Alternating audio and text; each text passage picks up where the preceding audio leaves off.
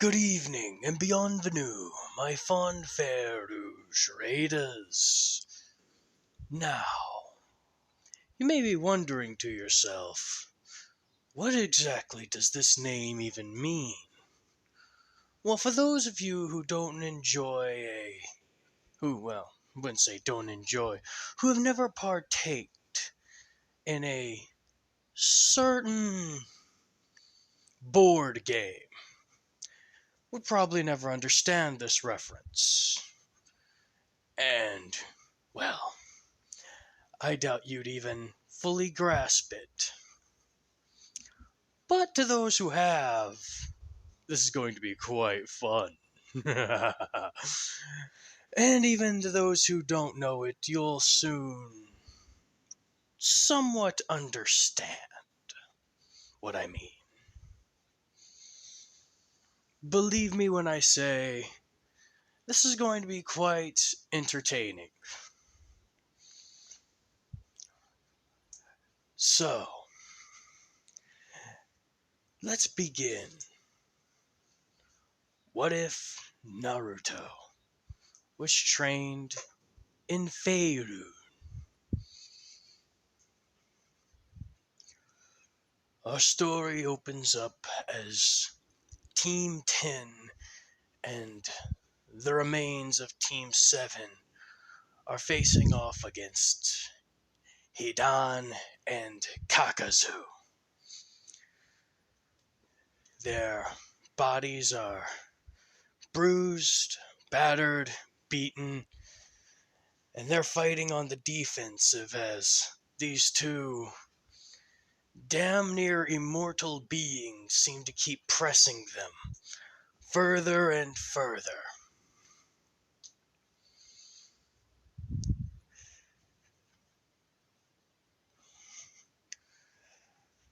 As both teams are injured, battered, and, to be frank, what seems to be on the brink of being eliminated. Hidan speaks up from atop the perch he's taken on the tree. Oh, man! This is getting boring. Come on. If you were just gonna make yourself sacrifices to Lord Yashin, you could have at least made it more entertaining. I swear I almost feel bad doing all of this. Almost. Shut up. Oh, what is it, Kakazu? I said, shut up. Remember, we're not allowed to kill the pink-haired one or the white-haired one. The rest are fair game. Huh? Why aren't we allowed to kill them again? Simple. They may know where the Nine-Tails is. You bastards! Sakura shouts from all the way down at the bottom. Naruto's dead. You killed him a long time ago. No, we didn't, you idiot. Either you're really good at acting, or you don't know where he's at. Either way, you just made yourself dead. Looks like the white-haired one's going to be kept alive. Isn't he the one that was sold to be watched out for from Itachi? Yeah. Well, that kinda sucks. But then again, Lord Yashin might enjoy a female sacrifice or two. Right? You want me to take care of this? Knock yourself out. I don't even want to be here. As the teams begin to stand back up and get in a defensive stance, all of a sudden from the sky, a bright blue bolt of lightning strikes down right where Kakazu and Hidan are standing, just barely giving them both time to get out the way. But even as they do, the electrical, well, the electrical energy coming off of the powerful lightning blast hits them both for just a bit of damage, grazing their skin and flesh. As the tree they were once standing on is, well, caught alight and the limb split straight in two. What the hell? Ow! Son of a bitch! Who did that? What did that? As they look down, they can see nothing but a spear. And from behind, they hear what seems to be movement, the clanking of armor, the heavy footsteps, as both the Team 10, Team 7 look past Hidan and Kakazu. They see 7 robed figures, each one covering their face and body parts with these beige robes, these cloaks. They seem to be mixed matched. Some of them are really tall, a couple are kind of short, and everything in between. But they all seem to be following behind one individual as he gets closer and closer. So, are you two members of the Akatsuki? This individual states as he looks up at Hidan and Kakazu. And who the hell are you, you crazy bastard? Not the point. I'm asking the questions. Are you both Akatsuki? Well, what the hell does it look like, you little shit stain? Nah, I'm just wearing this thing for my health. Nah, we're just walking around here with the baddest drip in the entire fucking region. For no reason. Of course we're the fucking Akatsuki. I swear I hate you. As upon finishing that statement, Hidan quickly looks over to Kakazu to shout an insult, only to be met with a blinding, painful sensation coming across his nose.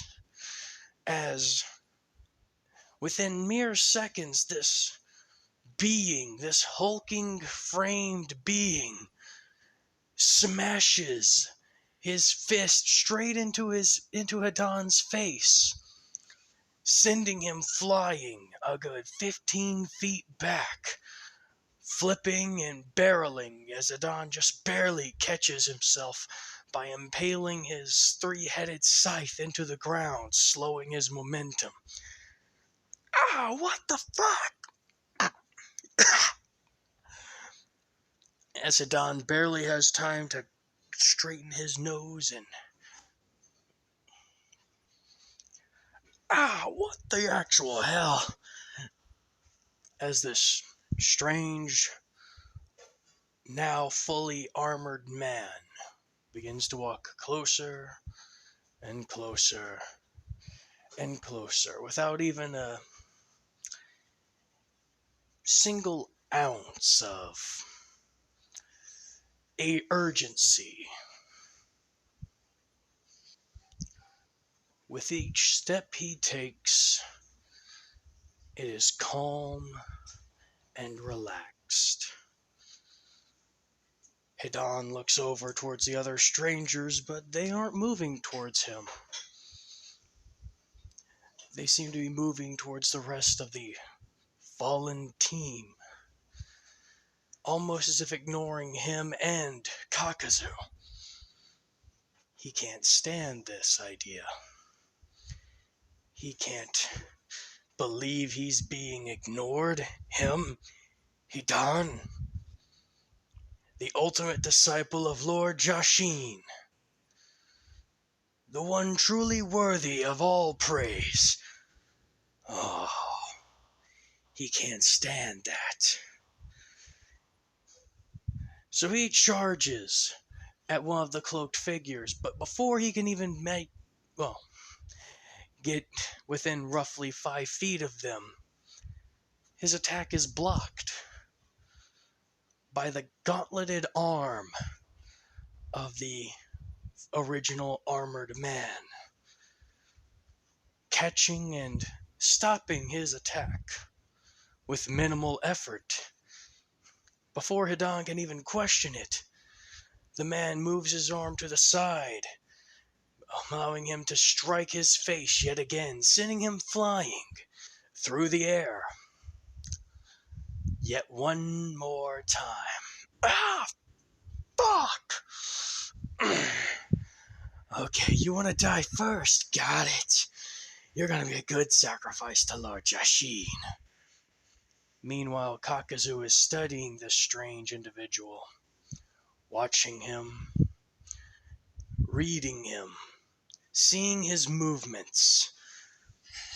As Hidan extends his scythe, rolling his hand down the shaft and onto the cable attached to it, as he begins to spin it at blinding force and launching it to do a long horizontal sweep, trying to impact the arm, trying to impact this strange armored man.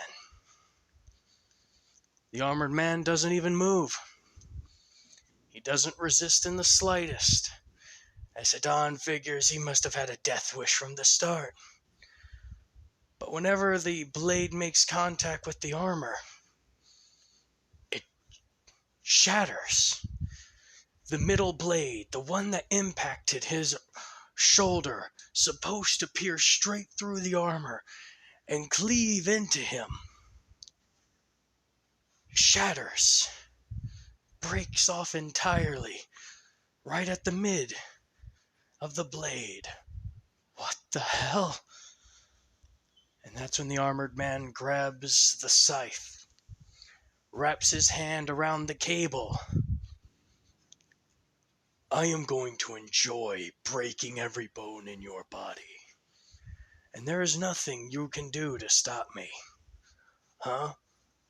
As the man turns his body, and with one hard pull, sends Hidan flying straight towards him.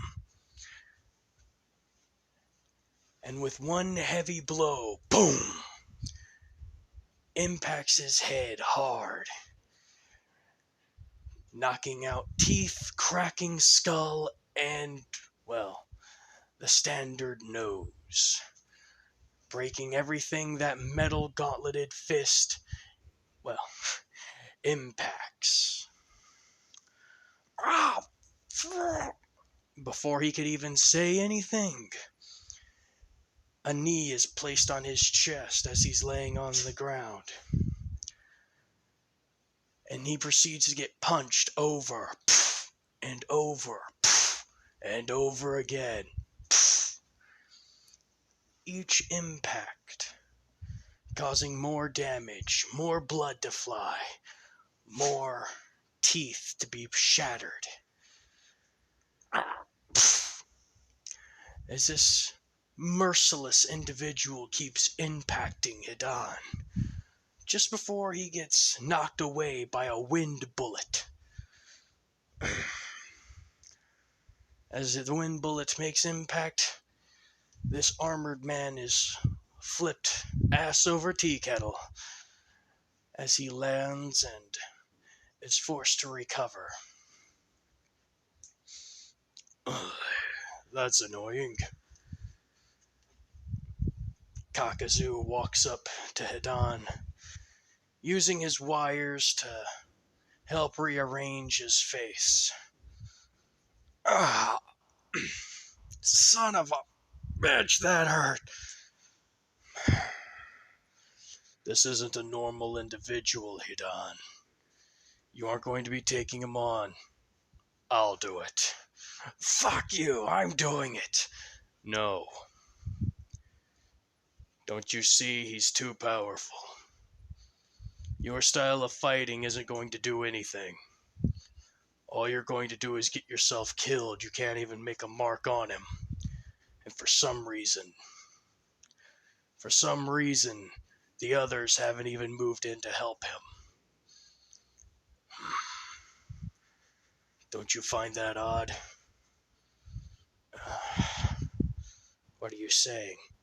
We may have to try and retreat. Don't you even think about it, the armored man states as he gets closer. Remember,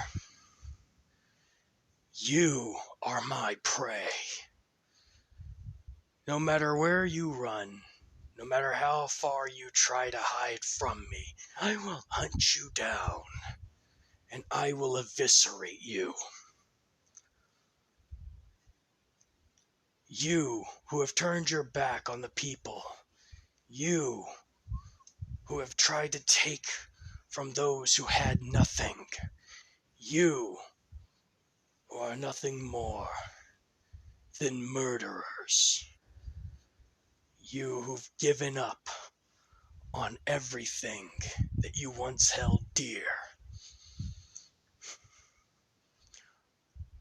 Those are the people I desire to hunt the most. The ones who are cowards and accept the darkness that dwells within inside them. Cowards? Yes. All of you Akatsuki are cowards. You accept your darkness. You don't fight it. You don't rebel against it. You take the easy path. The one that leads to the most amount of physical relief and pleasure, despite the fact knowing that it's wrong, despite the fact knowing that with effort you can do better. You are the worst kind of people. I've seen what people like you are capable of, and I'm tired of seeing it. So, we've made it our goal to hunt down those that dwell within the abyss. And that's why we're here. As the armored man pulls out what seems to be the hilt of a broken sword, the blade barely standing out of it via an inch. Shattered and completely useless. As Hidan just begins to smirk. What the hell you think you're going to be doing with that? This was given to me by my lord. You say you worship someone named Lord Jashin. I worship a being known as Lord Tempus, a god of war. He gave me this blade to strike down my enemies, to strike down those who would stand against us, to hunt the beings that dwell within the darkness, and to make sure my name is seared into the marks of history forever. Execute. And with that one phrase, the blade, the former shattered blade that was so easily mocked, by Hidan extends a glowing, searing hot blade of energy straight from what was left of it. What the fuck? Is that some sort of chakra blade? No. What do you mean? I sense something different. A chakra metal. Like that Asuma guy you killed. Chakra blade like his. It's translucent. This is far different. This thing isn't absorbing the chakra from its user and magnifying it. This thing is producing chakra. Ow! How is that possible? But before he could even ask, the armored man then moves at an astounding rate, jumping forward with insane speed. What the hell? As Kakazu goes to block, he feels nothing. Except he hears the impact and the searing, agonizing sound of Hidan screaming in anger, pain, as the flesh in his body is, well, the flesh begins to bubble, the blood begins to boil, and the bones begin to burn in this strange heat coming off of the blade.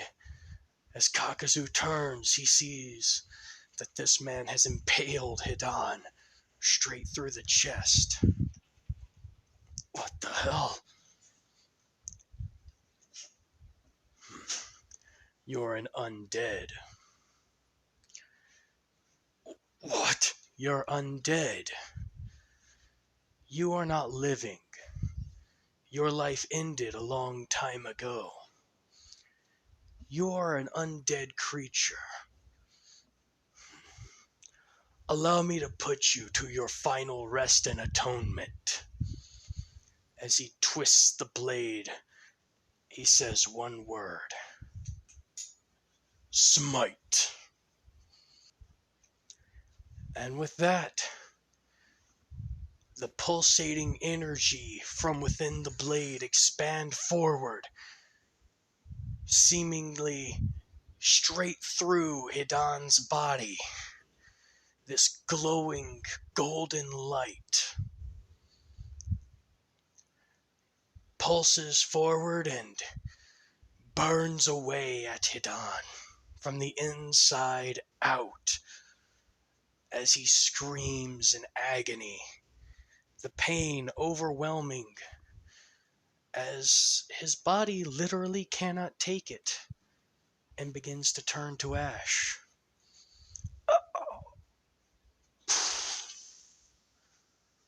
His skin, his flesh, his sinew, all to dust, leaving only a skeleton in its wake, as the armored man crushes Hidan's skull underfoot and turns to face Kakazu. He runs his hand over the ethereal blade. Searing smite. And with that, the blade's aura grows, sheathing it in a burning orange light that causes it to shine even brighter as Kakazu backs away, summoning all of his puppets to strike at this man, to use his ultimate techniques, summoning all the wires he can from his body, trying to kill him as soon as possible, to pierce his armor, to get in between the plates, to do something. But as his puppets finally are made manifest, they're all destroyed. What the? Huh? As Kakuzu turns towards the cloaked crowd of individuals, a woman, uncovered and revealing herself from her cloak, reveals that within less than 2 seconds has fired off 4 shots from her bow, piercing straight through the skulls. Well, the masks that made up Hidan's puppets.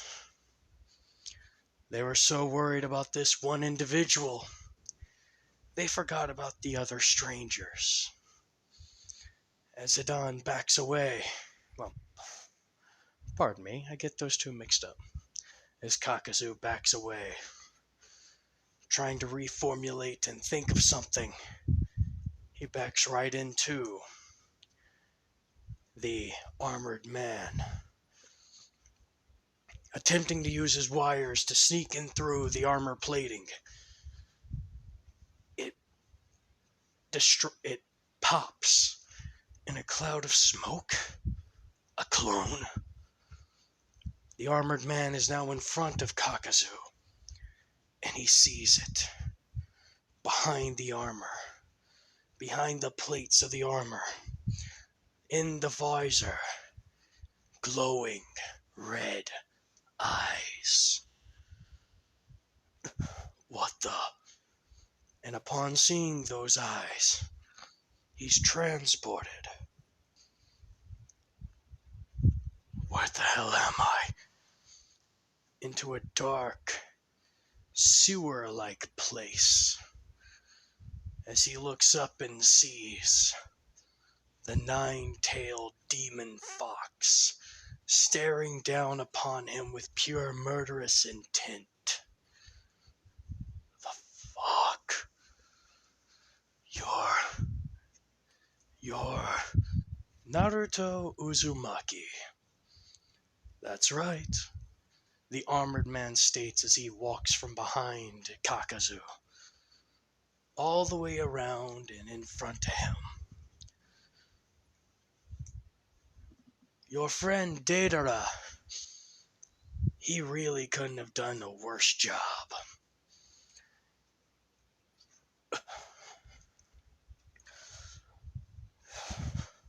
What do you want? Oh my, very, very cooperative. Well, I would like information about your group. Huh? Tell me, where's Deidara? He's currently going after the One Tail. The One Tail? Gotta. Yeah, in the land of the hidden sand. And why should I believe you? Simple, Kakuzu states as he inches closer slightly, his threads ready to strike. Because you're not going to live to do anything with the information. The threads shoot forward to impact Naruto, only to find that there's nothing there. The fuck? As when he opens his eyes, he's back in the real world, only to be met with this ball of glowing orange energy that impacts his chest, engulfing him in a burning deluge of overwhelming might. He doesn't even have a chance to scream before he's eviscerated on the molecular level. As for what everyone else saw, all they saw was Kakuzu freeze up for a brief moment as this man brung forth his left arm and said, "Eviscerating Rasengan." as this bread, this reddish hue formed in his hand, and this small orange ball of light grew, spinning at incredible speeds before becoming impacted into Kakazu's chest. And anything that was in that 10-meter area was just completely destroyed, rended to shreds.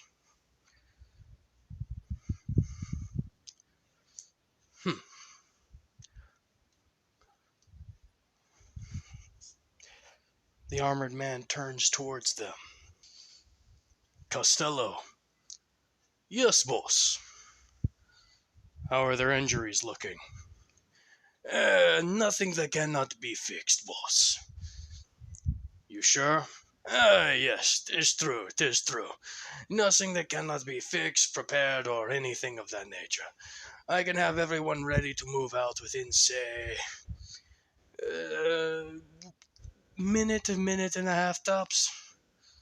You sure about that? Well, they'll be ready to move. More than likely, you will need to explain the entire situation. You know how that goes. Yes. I thank you. And I offer thanks to your God as well. It is no problem. And with that, my fair friends, this will be Diomedes Rouge signing off.